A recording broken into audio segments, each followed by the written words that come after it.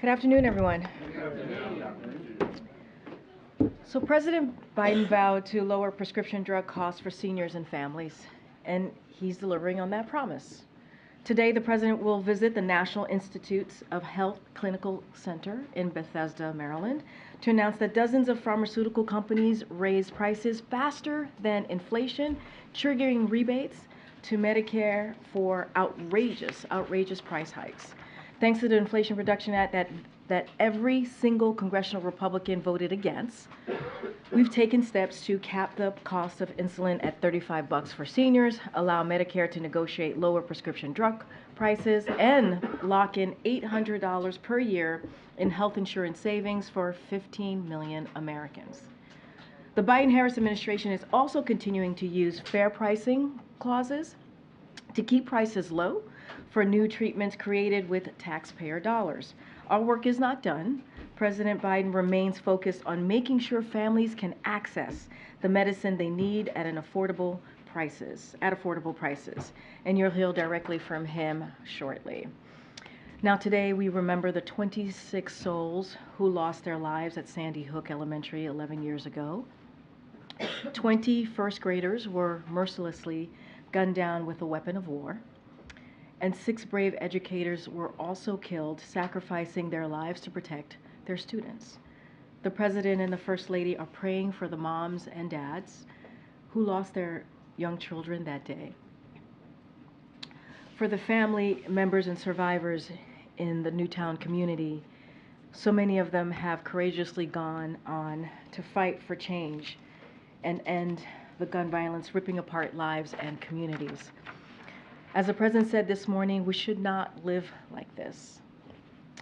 This administration is doing everything it can to stop the epidemic of gun violence, but we need Congress to act. We need Congress to act.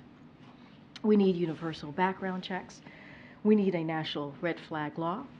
And we must ban assault weapons like the one used to kill these innocent children. Looking ahead to next week, I have 2 pieces of news to share. On Tuesday, December 19th, President Biden will travel to the National Cathedral here in Washington, D.C. to deliver remarks paying tribute to Justice Sandra Day O'Connor at her funeral service. Justice O'Connor dedicated her life to public service and a relentless pursuit to strengthen our democracy by finding common ground, reminding all Americans that there is far more that unites us than divides us. And on Wednesday, the President will travel to Milwaukee, Wisconsin to discuss how Bidenomics is creating a small business boom, lowering costs for hardworking families, and building an economy from the middle out and bottom up. He will also discuss how, under this administration, Americans have filed a record 14.6 million new business applications, including 178,000 in the state of Wisconsin. With that, the Admiral is back in the briefing room to give you an update on what's happening in the Middle East and take some questions. Afternoon, everybody. I think, as you all know, National Security Advisor Jake Sullivan is in the Middle East for discussions about the conflict in Gaza. Since arriving, he's had a chance to meet with Saudi Prime Minister and Crown Prince Mohammed bin Salman in Riyadh, where they discussed a range of issues, including work that was already underway between Saudi Arabia and the United States over recent months to work towards a sustainable peace between Israelis and the Palestinians, as well as to increase the flow of food, water, medicine, and fuel into Gaza. In Israel, Jake had the chance to meet with Prime Minister Netanyahu and members of his war cabinet. His message was consistent. The United States will continue to support Israel in its fight against Hamas, and we will continue to do everything we can to help broker another pause so that the remaining hostages can be reunited with their families. As I said yesterday, Yahya Sinwar and Hamas started this war. They can end it right now by letting those people go, by ordering their fighters to lay down their arms, and by turning in everyone responsible for the October 7th attacks. Jake also discussed the next phase of Israel's military campaign, and he asked hard questions, as we have been doing, about what all that could look like. Of course, Jake also discussed efforts Israel is now undertaking to be more surgical and precise in their targeting, and efforts that they are taking to help increase the flow of aid. This is Jake's second visit to Israel since the conflict began, and it's part of our ongoing engagement with both Israel and our regional partners. He'll remain there tomorrow, and we'll provide more details and readouts of his meetings and engagements then. If I could turn to Ukraine. Today, Vladimir Putin, in his annual press conference, doubled down on his goal of conquering Ukraine and subjugating its people. Nearly 20 months after he launched his brutal and barbaric invasion, Mr. Putin said today that his aggression in Ukraine will not end, and there will only be peace, quote, when our goals are achieved, end quote. We all know what that means. But I sure hope that those House Republicans who have for months held hostage critical assistance to Ukraine heard Putin's message loud and clear. Instead, they're heading home for the holidays, while Ukrainians are heading right back into the fight. They'll face more shelling, more air attacks, more cold, dark nights, and just over the last 24 to 48 hours, we've seen additional airstrikes by Russia on critical infrastructure. And they'll face more death and destruction to their families and their homeland. They need our help, and they need it right now, not after the eggnog. If that's not enough to move you or change your mind, think about our own interests here. We know that what happens in Ukraine doesn't just happen to Ukraine. It's no foreign war. Putin is challenging the very international order that we helped build. He's challenging the UN Charter. He's challenging the very notion of sovereignty. He's challenging democracy itself. Russia seeks to remake the international order to create a world conducive to its highly personalized and repressive type of autocracy. That would have profound effects on freedom and prosperity everywhere. So in short, we cannot afford not to help. Imagine the cost in blood and treasure in the lives of our own troops and those of our NATO allies if we just walked away from this effort, if we just let Putin take Ukraine, wipe it off the map as an independent country. As President Biden has said, we know from history that when dictators don't pay a price for their aggression, they just keep on going. And make no mistake, Putin is not the only. He's not the only one watching what's going on here and how this plays out. Other nations, friend and foe alike, will certainly learn lessons from our ability here to stand up or our inability to stand up. Inaction is action too. It's well past time for us to act in defense of our national security interests. Now, just quickly, I think today you also saw we announced joint treasury and law enforcement actions against a notorious transnational criminal organization, Malas Mañas, engaged in the smuggling of people and illicit fentanyl into the United States from Mexico. This is part of the administration's ongoing efforts, coordinated with the government of Mexico, to tackle the global threat posed by the scourge of human smuggling and drug trafficking into the United States. Specifically, Treasury issued sanctions against this notorious transnational criminal organization and 2 human smugglers associated with this organization under the President's 2021 executive order, which targets those involved in global illicit drug trade. Separately, the Department of Justice also unsealed a combination of human smuggling, money laundering, and drug trafficking charges against 5 individuals, including the head of Malas Mañas. And today's actions, of course, were based on a joint investigation by DHS's Homeland Security Investigations and the Drug Enforcement Administration. Thank you. Admiral, Israel's Ministry of Defense said that that the war will last several more months, or that it will take several more months to defeat Hamas. Does the U.S. find that timeline acceptable? This is consistent with what they've been saying since almost the very beginning, that this could take some time, and certainly they've talked about it in terms of months. There's nothing new there. That's very consistent with what they've been saying. And then separately, a senior Israeli diplomat is saying that the country will not accept a 2-state solution. That runs contrary to U.S. policy. What's your reaction to those comments? We still adhere to the promise and the vision of a 2-state solution. Nothing's changed about our policy. I'll let the Israelis speak for themselves. We still believe, the president still believes, it's not only possible, it's in the best interest of the Israeli people and the Palestinian people. But how is peace at all possible if the Israelis cannot accept that? As I said yesterday, Gabe, a two-state solution may seem elusive right now. We're not fooling ourselves. We know that everybody's focused right now on the fight against Hamas. But it requires leadership, a two-state solution. It requires leadership on all sides here to be able to roll up their sleeves and do the right thing, not only for their people, but for everybody in the region. The president is an optimist, and he still believes that it's the right answer, the right solution, and he still believes it's achievable. Nobody thinks we're going to pull a rabbit out of a hat here and get to it tomorrow, especially while they're in a fight for their lives right now. But it doesn't mean we're going to give up on the efforts. And just one more thing, and then I promise I'll shut up. When he was in Riyadh, this was an idea. This notion was brought up by Jake with the Crown Prince. And as you know, before October 7th, we were working towards normalization between those two countries. And the indications that we've gotten from the Saudis is that they're still interested in pushing forward on that. You said it requires leadership. Does it require more leadership on the part of Benjamin Netanyahu? It requires leadership across the board. Thanks, John. Following on Gabe's question, you mentioned the Israelis have been consistent about wanting additional months for this campaign. Is that acceptable now at this stage to the United States for this to continue on for more? It's been 2+ months now. I think, look, we all want it to end as soon as possible. And as I said in my opening statement yesterday and today, it could end today if Sinwar did the right thing and just laid down his arms and surrendered and gave the hostages back.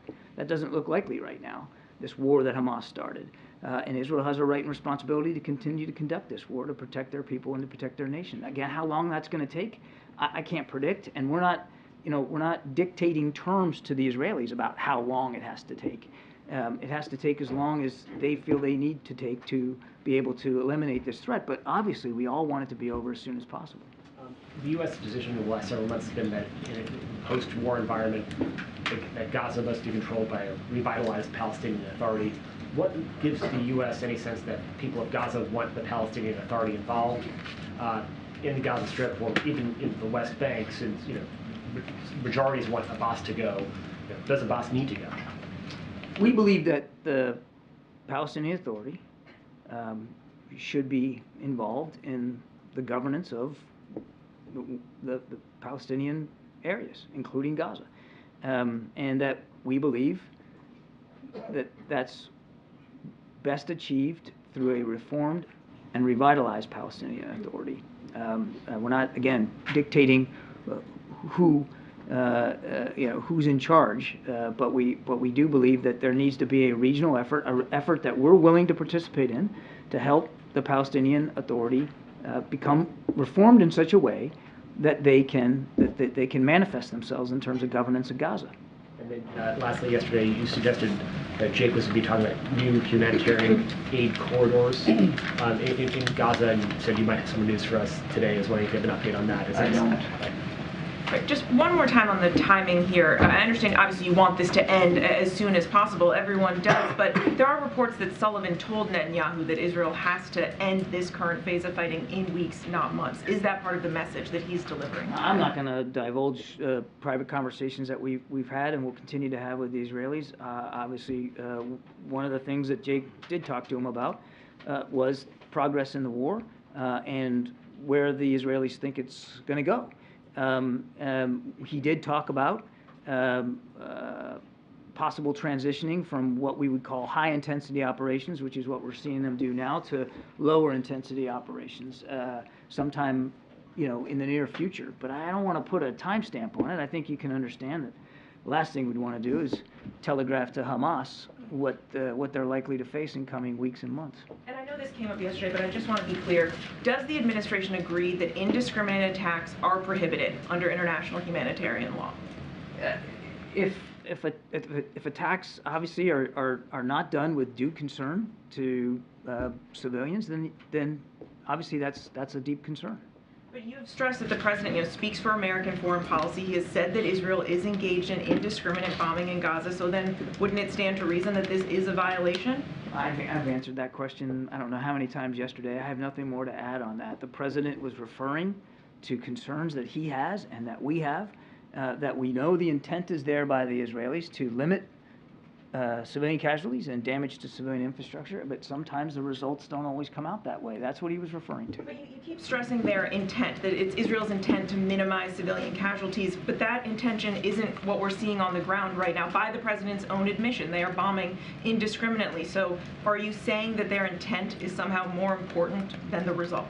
Both are important. I mean, obviously, the most important thing is the results and outcomes, but it has to be driven by a sincere intent to limit civilian casualties. So both are important.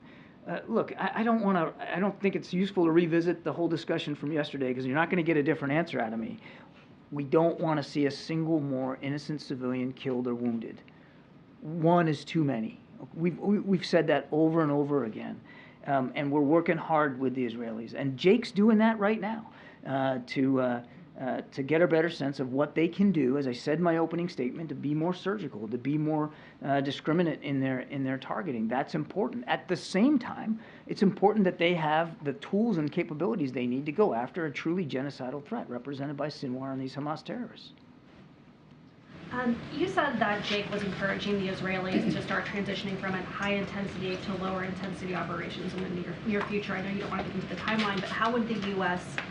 Describe low-intensity operations? I think that's best left to our discussions with the Israelis and for the Israeli Defense Forces to describe. This is something that they have said they're going to do, and they'll do it in their due course. But again, I don't want to get into too much detail here from this particular podium about that. And if they weren't to transition into those lower-intensity operations in the coming weeks, would the U.S. reconsider its support for Israel at this point? That's a great hypothetical. I'm not going to engage. And then you also said that the U.S. remains committed to trying to get back to the table to broker a potential pause to get these negotiations, to get hostages out. But the Israeli government called off a trip by the head of the Mossad to travel to Qatar to restart these hostage negotiations. The War Cabinet saying that they felt conditions are not right. Does the U.S. agree with that assessment? We're still working by the hour to try to get a pause back in place so that hostages can get released. I'll let the Israelis speak to their negotiators and where they are and what they're going to focus on. I can tell you one of the things Jake's doing in the region. I mean, if you need proof that we still want to see a pause, just look at where the National Security Advisor is today. I mean, we are engaging at all levels to try to get that back in place, and we still believe it's possible.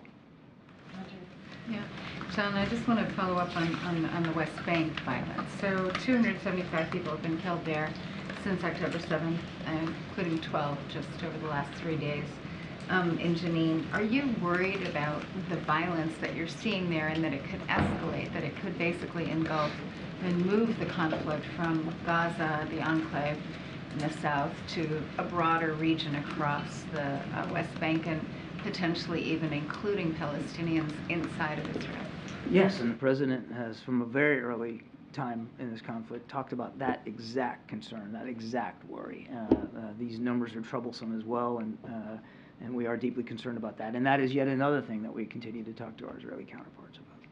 So what exactly is the U.S. plan to sort of help these 2.7 million people that are displaced in Gaza right now? I mean, nearly all of them have been forced from their homes. Winter is coming, it's getting colder, there's no food, people are... That's why even when the pause fell apart, we continued to urge for a flow of humanitarian aid and assistance that was about at that level. Now, we haven't always reached it every day, but we've been trying very hard to keep that level of assistance up.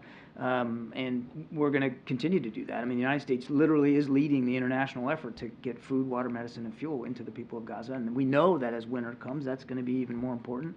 We're not going to lay off that task. Can you airdrop supplies in? Airdrops can be done, but the best way to do it in Gaza, just because it's so densely populated and so densely urban, the best and safest way to get it in there, in terms of volume as well, is through trucks. Okay, and then just one quick question. Today there was an attack reported on a Maersk cargo ship.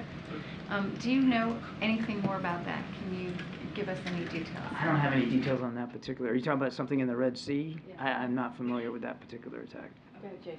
On the president's phone call with Turkey and President Erdogan today, can you share any details about their discussion about Turkey's request for the F-16 fighter jets? We'll have a more detailed readout for you here shortly, I think. President appreciated the time that President Erdogan gave him. They certainly talked about a range of issues, including what's going on in the Middle East between Israel and Hamas. They talked about NATO and Sweden's accession, and I do believe just the general support for, again, we'll wait for the readout, but I certainly wouldn't be surprised at all if it was also raised that we continue to support a modernization program for their F-16s. On the defense budget, are you worried that the extension of FISA, which gives the FBI the power to conduct warrantless spying on surveilling on foreign citizens and Americans who they interact with, do you think that's Americans are also at risk of being spied by the government? Are you talking about 702? Yeah, 702. Yeah. Look, we have talked about this for quite some time. We believe that 702 gives us very important tools and capabilities to protect the American people by focusing on the collection of useful intelligence overseas, and that's what it's designed to do.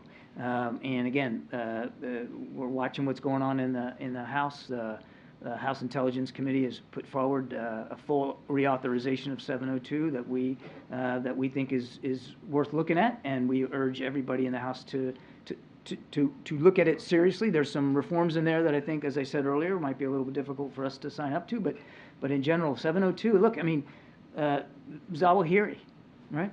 The colonial pipeline. I could go on and on of things we were able to help improve our safety and security and to go after threats to that safety and security that 702 gave us. So it's really important. From your experience after 20 years of war in Afghanistan, fighting also ISIS, do you think that Israel is really going to dismantle Hamas with the U.S. corporation? Our own experience tells us that if you can go after the leadership of a terrorist network, and this isn't just a terrorist network, it's also a military organization as well, that you can have a very significant effect on their ability to plan, train, resource, recruit, retain, and execute attacks. We saw that with ISIS. We saw that with Al-Qaeda. So the idea of going after their leaders makes sound military sense. Now, are you going to eliminate the ideology? Probably not. I mean, ISIS still exists in Iraq and Syria, and Al-Qaeda still exists in places, although they've metastasized somewhat. Both groups are radically diminished in terms of their ability to threaten our national security because we focused so much on their leadership. So it can have a profound effect. Thank you, Karine. John, you told me yesterday that a future governance in Gaza must exclude Hamas, requires reform in the Palestinian Authority, and represent the Palestinian people. Can you explain what the administration believes to be Israel's role in supporting this, especially if one is to believe allegations that Prime Minister Netanyahu has been working to divide leadership in the Palestinian people, essentially by choking the Palestinian Authority while also supporting Hamas by allowing foreign funds to be received by them? I don't think I can really improve upon what I said yesterday. We believe that whatever governance in Gaza looks like, it's got to meet the aspirations of the Palestinian people. We know Hamas does not represent the vast majority of the Palestinian people. And so what we believe, as I said earlier, is that the best way to get at that kind of governance is through a reformed and a revitalized Palestinian Authority, which Secretary Blinken has spoken to quite well, that we're going to continue to work on. Do you believe that Israel has a role in that, though? Of course, Israel would have a role in helping us move towards that outcome, as well as other regional partners and Arab states in the region as well. On Jake's visit, with him meeting the Saudis and the administration saying that normalization between Saudi and Israel will bring the goal of a two-state solution together, can you break that down for me, please? How does that work in the current post-October 7 reality? Again, Patsy, we know that a two-state solution right now is going to seem elusive to a lot of folks. We understand that, given what's going on since the 7th of October. So, but that doesn't mean you give up on it. And in his meetings in Riyadh, one of the things Jake talked about with the Crown Prince was the idea of normalization between Israel and Saudi Arabia. This is an idea we had been pushing forward before the 7th of October, and we have indications that the Saudis are still interested in having that conversation going forward. That's a positive thing. Are we going to get there tomorrow? No, of course not. But that's, as I said yesterday, it's an important milestone to perhaps getting to a viable two-state solution. And one last one, please. The Council on American Islamic Relations, or CAIR, has called on the Biden administration to respond to reports that the Israeli military has shot women, children, and babies in, quotes, execution style after they sought refuge in a school in Gaza. Is there any truth to those claims? I haven't, I have no indication to verify those accusations. Just taking to another part, two other parts of the room real quick. In that marathon news conference, Vladimir Putin said that Moscow and Washington are in fact in contact over the fates of Evan Gershkovich and Paul Whelan, which is different than what has been said by you and others here about the request to get them back being rebuffed. He said, we have not refused to return our Wall Street Journal colleagues. So what is the status of talks between the U.S. and Russia in terms of those two? Well, he's right that we continue to talk to Moscow about getting Evan and Paul home where they belong. That those discussions are ongoing, and they're ongoing actively. I'm not going to detail them from here. He's absolutely wrong that his government did not rebuff a serious proposal. There was one put forward, and they rebuffed it. He's just wrong, flat out. One other thing in this hemisphere, how is the White House monitoring today's talks between Venezuela and Guyana over what could become a minor land war in South America? There's no reason for it to ever get to that point, Ed. We're watching that very, very closely. We know that the history here goes back to the late 1890s here, an arbitration that was done to sort of set that boundary. We believe that arbitral award should be respected. We don't want to see this come to blows. There's no reason for it to, and our diplomats are engaged in real time on this. Is there anyone down there for those talks? Or I don't know that we're participating in the talks, but our existing diplomatic structure down there is involved. Yeah, thanks, John. If I can go back to the Middle East, you've said that the administration has made it very clear to the Israeli government about the need to minimize civilian casualties. Is it your sense that the Israeli government is heeding that advice, and can you give us some clarification on how you make that assessment? We talked about this a little bit yesterday. Happy to revisit it. We have seen them be receptive to those messages. We have seen them act on those messages in terms of the scope and scale of the ground force that they used to go into North Gaza, much reduced than what they had originally planned. We saw them beginning to rely less on airstrikes. And because they've got troops inserted, and when you have troops inserted on the ground, you are able to target in a more precise way. You also take a higher risk to your forces. They lost 10 of their soldiers a day or two ago, largest loss in a single day, so there's a risk to your forces when you do that.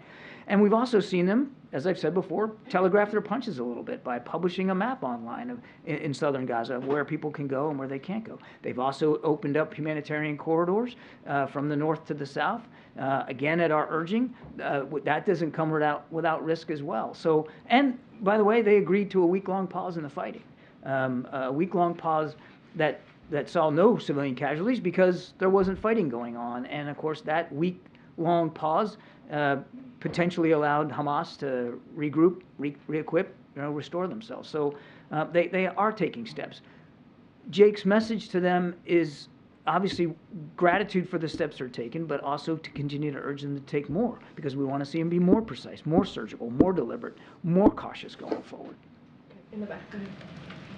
Admiral, I'm wondering if you can explain to us why the administration is slow walking the transfer of rifles, M4s, M16s made in the U.S. to Israel. I'm going to have to refer you to the State Department to speak to that. That's their purview. John, why would somebody around here leak that the vice president is upset with the president about Gaza? And that's a great question, because I just... I mean, if I could answer a question why somebody would leak, I mean, that would make me pretty smart and a lot smarter than I am. Let me just give me a second here.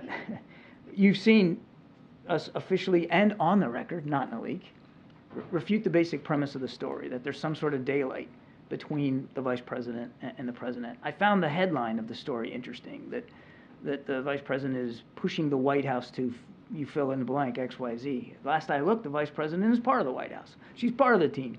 And if she wasn't offering her advice and counsel to the President on innumerable issues, that would be a story. Her job is to provide advice and counsel to the President. So she does want President Biden to show more concern publicly for humanitarian damage then in Gaza. I think we've already pushed back on the premise of the story that there's some sort of daylight between her and the President.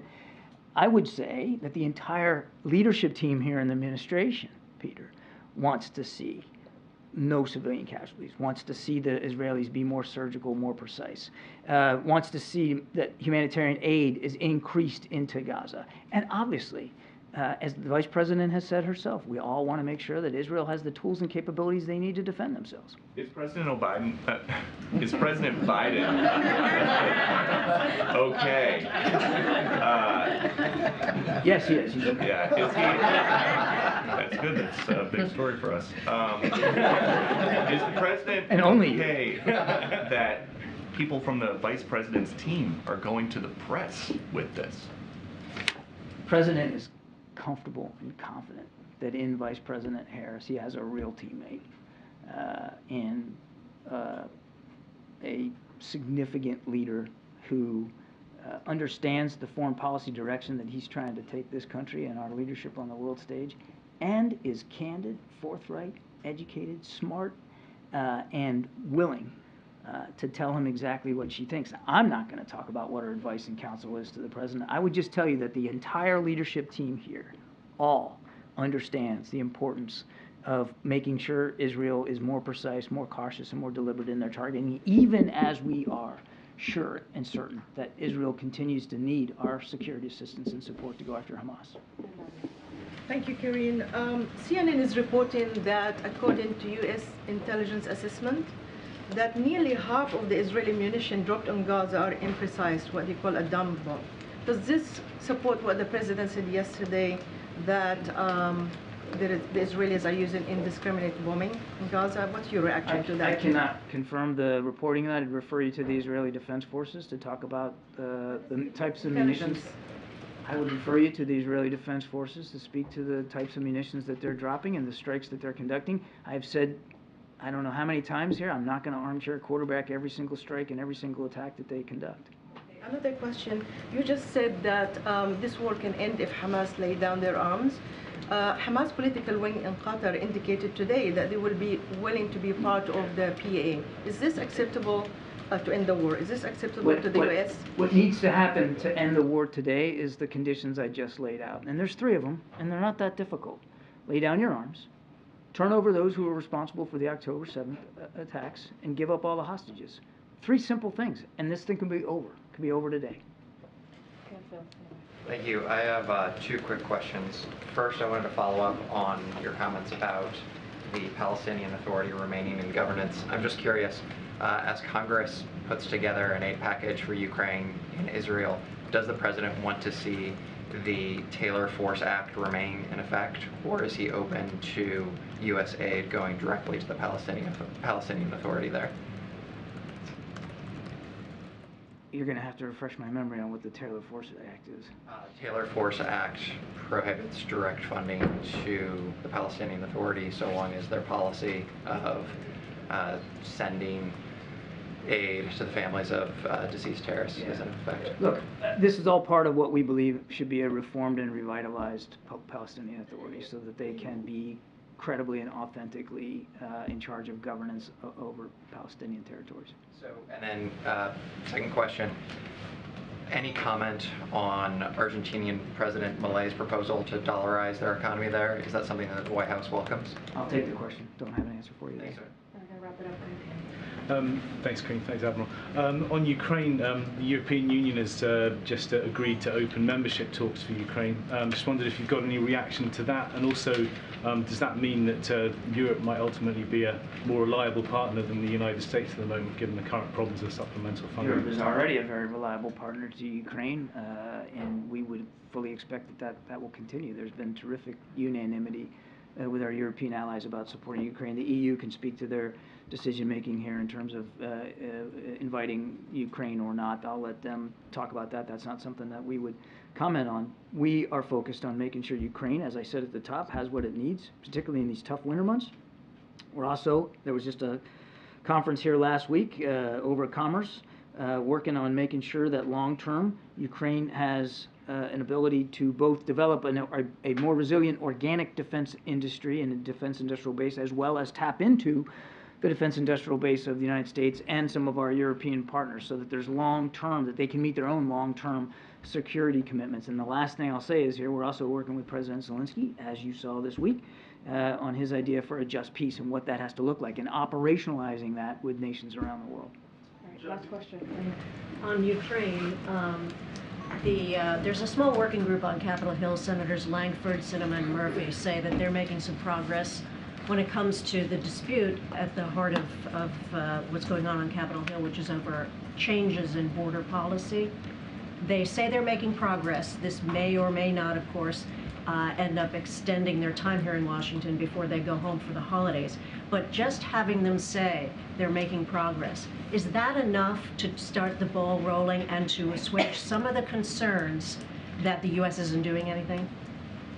Is just saying they're making progress enough to get the ball rolling? In terms of assuaging the concerns about the international community that is watching and is trying to follow the U.S. lead regarding aid to Ukraine. I think what will be most effective to that end is actually getting a deal done. And we certainly wouldn't dispute the senators' take that there's progress, and we're going to continue to engage again in good faith in these negotiations. I'm obviously not going to get into the details from the podium, but the process is moving forward, and that's a good thing. But what really will send a strong message, not just to our allies, but to Mr. Putin, who just today said he still wants to wipe Ukraine off the map, is actually getting the funding to support Ukraine. And yes, we recognize that that requires compromise and discussions over border policy as well as border security. And the President and his team were willing to engage in those discussions. Thanks. Thanks, Admiral. Thank you. Okay, go ahead. Thanks, Karine. I heard from Kirby a few minutes ago, give a colorful line, they need our help right now, not after the eggnog. I'm just wondering, Is that wrong? So the White House is sort of trying to amp up the pressure on congressional Republicans, it seems. Why do you think that's an effective strategy? And can you, given that you're saying that the Hill's not doing enough, can you talk about what the President himself is actually doing, since we haven't seen him do much? So look, as you know, the President has been in regular contact, regular touch, and he said this, with congressional leaders from both sides, from the Republican and Democratic side of the leadership. I'm sorry? Has he talked to the Speaker? I'm not going to get into like specifically who he's called, but obviously congressional leaders, right, from the Republican side and also the Democratic side, both parties. And as you know, staff has also been on the Hill. Our staff has been also, his staff has been also on the Hill negotiating on his behalf. And they met on Tuesday. They met again on yesterday. And we believe it's going in a productive place. We believe it's heading in the right direction.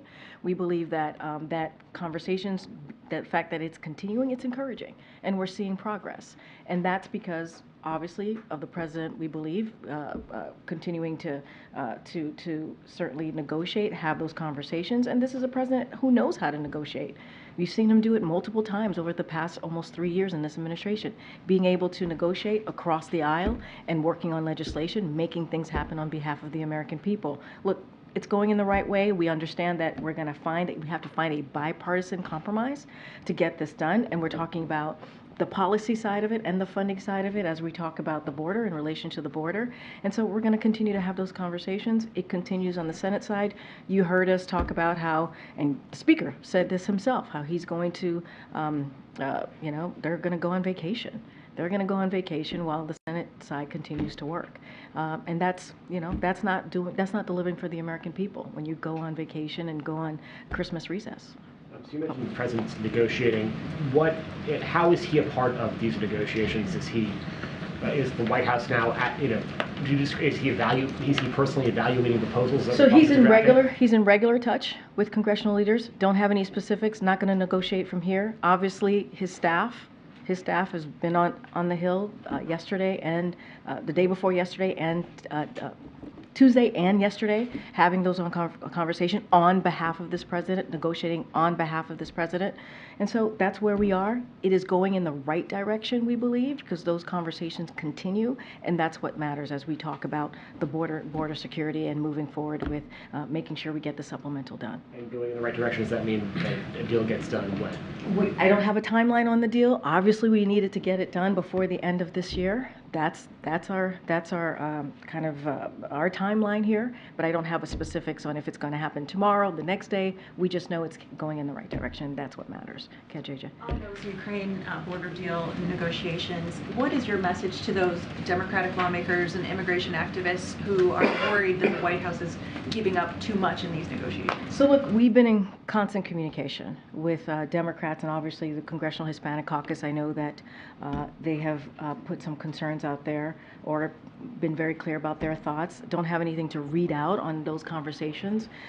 Look, here's what the president believes. He believes we need to fix what's happening with the broken immigration system. He believes that needs to get done, that needs to get fixed, and he's willing to find a bipartisan compromise to get that done. And that's the direction and that's the path that we're taking to try to figure out how do we fix this broken immigration system, something that he has been really talking about since day one with his comprehensive immigration legislation that he put forth. And so that's the direction this conversation is going in. How do we find a bipartisan compromise to get this done as we talk about the policy and the funding as it relates to border security? Get it. Thanks, Karine. I want to ask you about inflation. So you mentioned the price of eggs, milk, and gas are down over the past year, but what do you say to Americans who are looking at the month that President Biden came into office? Eggs are up 24%, milk is up 17%, all types of gas is up 37%, and the prices overall are up 17%. So look, the president actually spoke to this not too long ago, I believe on Tuesday actually, just a couple of days ago, and he says we know there's more work to be done, right? And that things are still unaffordable. And so while the prices, as you just mentioned, of eggs and gas and milk and toys and TVs are down, especially in this time as we're headed into a holiday season, as we're in a holiday season, there's more work to be done. And that's important. And that's why we're fighting to lower insulin. That's why we talk about junk fees and how we can save Americans money, right? That's why we continue to talk about health insurance premiums. That's why the president's going to make an announcement about what we were able to do with one of the provisions that's in the Inflation Reduction Act that only Democrats voted for, not Republicans, in order for seniors to get rebates on their Medicare. So all of those things are truly important. And so that's why he's doing everything that he can to do that. And you have Republicans on the other side of the aisle, right, who are talking about cutting taxes for the wealthy, big corporations, right, who are talking about cutting Social Security, Medicare, Medicaid. So the president's going to continue to fight for the American people, continue to make sure they have a little bit of breathing room. Is there more work to be done? Absolutely. But we have seen some prices go down in all of the products that I just listed. We have. There's still more work to be done, and we're going to continue to do that work. But I want to ask you about right, the transition. And that matters, right? It matters But that we're not since in. No, President Biden came wait. It matters. Let's not forget what has been happening almost 2 years now, right? Putin's war That was a year into the president's right, but that has administration. caused inflation. That has caused prices to go up, right? And so the president took action to make sure gas prices went down, which they have. Right, and we're coming out of this pandemic, so all of those things have been part of where inflation is. But inflation is moderating. The president's going to continue to make sure that we lower cost and lower prices on those goods that you just listed out. I want to ask you about the transition. The White House is asking today to speed up the transition to Force Electric, and one of the things they announced is the federal employees would take the train. It's 250 miles. There's a list of things. I'm wondering if the president is thinking about making the Beast electric. So that's certainly a question for GSA and Secret Service, obviously, but we are committed to boosting public and private access to electric vehicles, and today's announcement would save taxpayer dollars and help tackle the climate crisis. But as it relates to the Beast, that's something for GSA and Secret Service to speak to. Members would take the train? I would refer you to GSA and also the Secret Service as it relates to the beast and any other questions. Go ahead, Zola. I know you've said ledge affairs in different parts of the Yeah. White House are involved in the negotiations on the Hill, but who's the highest ranking White House official that's physically on Capitol Hill? Look, you're talking about the OMB director, right, Shalonda Young, who's been in this briefing room multiple times, having conversations with members on the Hill. You talk about, OLA, Office of Ledge Affairs. You have Shawanza, right, who runs that. You talk about the president's senior advisors. There have been a lot of people involved, and all of those folks have the trust in the president to get this done and to do these negotiations. Remember, we have done negotiations multiple times here and have gotten things done for the American people and many times in a bipartisan way.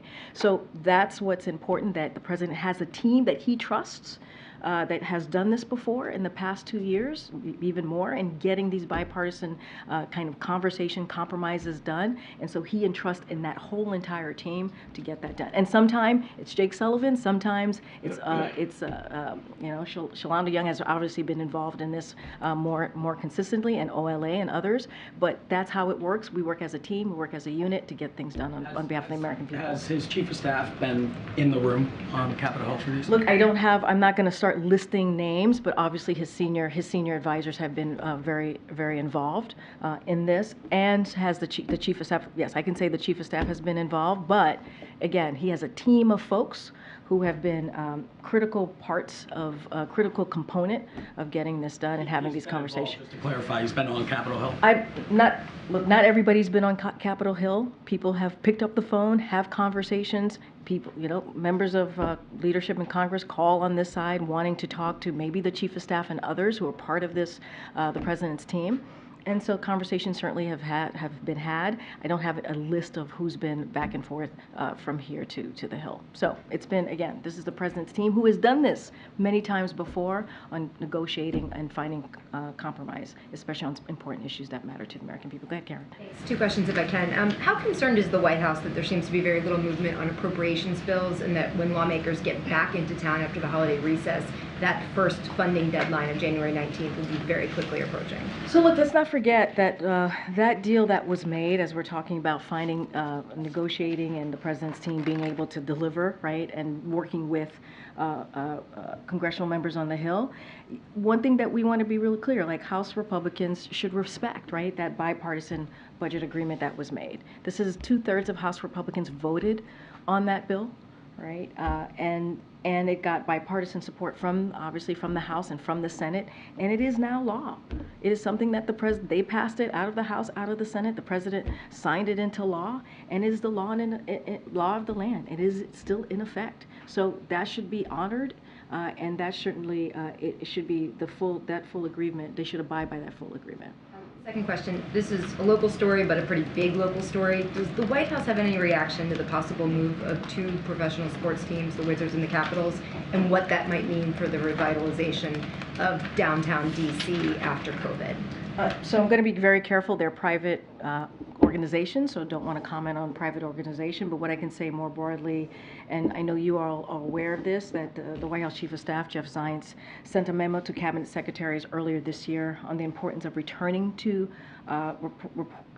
the office. So I'll let DC government speak to its plans for downtown, but the White House has called for federal agencies to aggressively execute plans to return to work and to return to the office. So that's kind of how we've done our part here on the federal government, but as it relates to private organizations, I'm just not going to comment on their decisions here.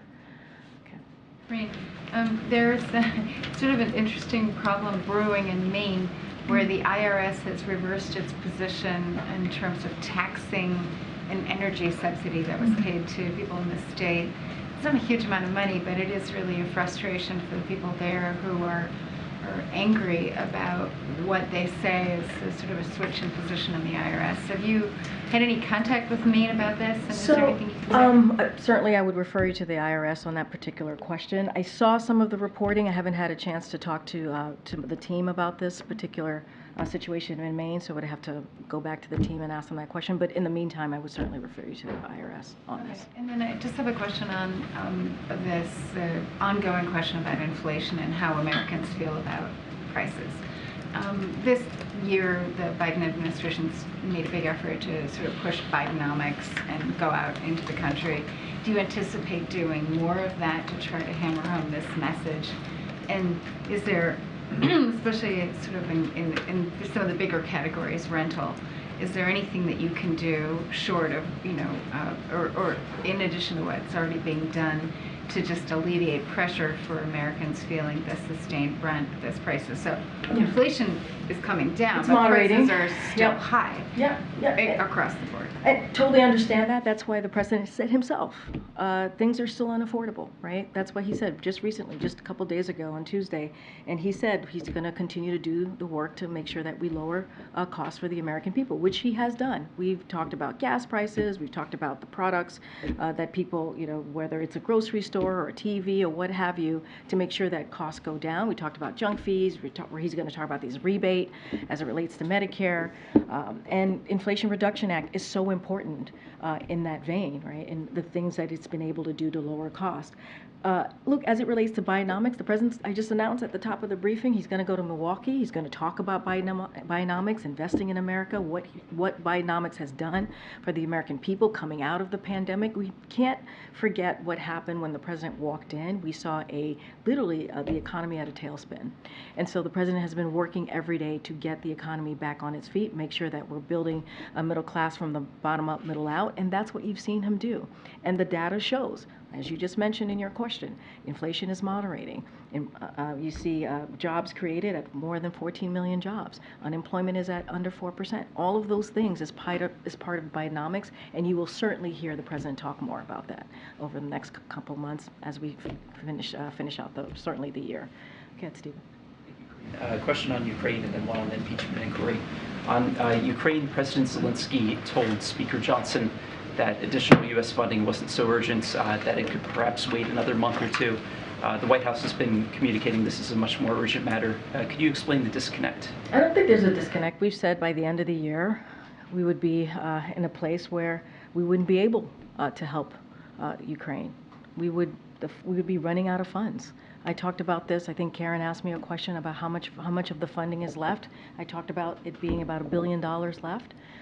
We are in a place where if we don't get that supplemental, we will not be able to help Ukraine in the way that we have for almost 2 years as they are defending their country, defending their democracy, defending against Putin's aggression. And you heard the Admiral talk about, lay into what Putin said today and how he wants to basically wipe off the map Ukraine. And we cannot allow that. We have to be part in making sure that Ukraine is able to fight for their democracy. So we have some funds left, not much, and we really need that supplemental. That's why we call it an emergency national security supplemental, because we need it. Ukraine needs it. They need to continue to defend their country and fight against tyranny. The impeachment inquiry, the House of Representatives voted last night to formally authorize the impeachment inquiry that started in September. For a lot of people at home who only view this in very broad strokes, could you explain to people why the president interacted with so many of his relatives, foreign associates, and why he continues to deny any interaction? How should people think about this? Well, let's be very clear here. And I talked about this yesterday, and I'll talk about it a little bit more. And the president put out a statement yesterday that was very clear. It's, what we're seeing from House Republicans is wasted time, and it is certainly, baseless political stunt. That's what we're seeing. And they're leaving, House Republicans are leaving this week to go, enjoy a nice holiday, right? As most Americans should. But what happened to the funding to Ukraine? You just asked me about Ukraine. They haven't been able to get that done. They haven't been able to help us fix what's going on at the border. They haven't been able to get that done. They haven't been able to start a conversation on how we're going to avert a shutdown in January. They haven't been able to do that. And so, look, there's been zero evidence. Zero evidence. You can ask me about engagement and what the president has done with his family in conversation, but there's no evidence. But there's no evidence. There is no evidence that the president has done wrongdoing. There's none. Absolutely none. None. And that is just a fact. You've heard it from Republicans themselves. So they're wasting their time. Instead of doing the work on behalf of the American people, they go after the president's family. But that's a waste of time. Is there an easy way to counter the central message, though, that the president interacted with associates and has been lying about it since? The president's What is not the lying reaction? about anything as it relates to what House Republicans are trying to do. It is baseless, it is a political stunt, and it has not proven that the president has done anything wrong. And so they are wasting their time, they are wasting the American people's time, and what they should be doing is the things that I just listed. They're gonna go home, but they haven't taken care of what we need to make sure that we are helping Ukraine. There's going to be potentially a shutdown next month. They have done nothing to avert that shutdown. Go ahead.